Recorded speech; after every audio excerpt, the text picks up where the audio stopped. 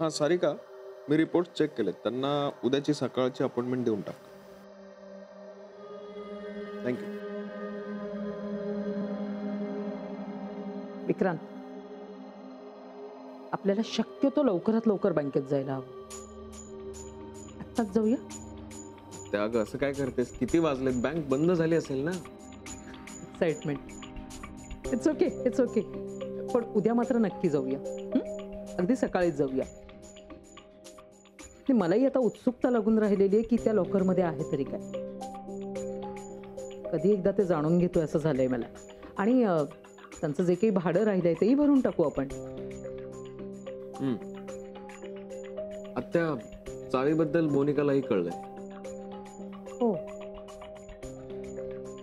कसं रे? तू काल फोन केला होतास ना, तेव्हा ती माझ्या जवळच उभी होती. It's okay. म्हणजे तिला चावीबद्दल माहिती असेल तर काही प्रॉब्लेम नाहीये. कारण तिला ते लेटर कुठे माहितीये? कारण त्या लेटरमध्ये असं लिहिलंय की कुठलीही माहिती हवी असेल तर ते लेटर दाखवणं गरजेचं आहे. कारण तोच पुरावा आहे आणि ते लेटर आपल्याकडे आहे. That is with us. नाही, मला काळजी नाहीच आहे, कारण घरातल्या प्रत्येकाला या प्रकरणाबद्दल माहिती आहे. आणि त्यात मी आई आणि काकीलाही सांगून ठेवलंय की लेटर आलं की ते व्यवस्थित जपून ठेव. That's good.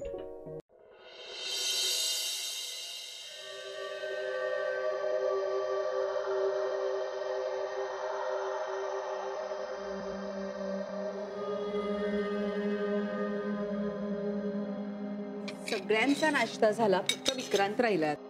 हो ना? विक्रांत, ये रे बाबा. अरे चल खाऊन घे.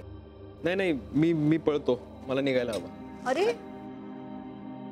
विक्रांत बाबा. सावकाश सावकाश सावकाश येशू बेटा, सावकाश.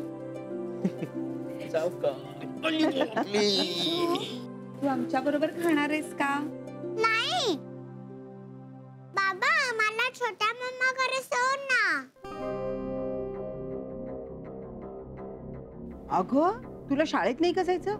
मोठ्या मम्मांनी सांगितलं की तू आणि बाबा छोट्या मम्मा कडे जायचं.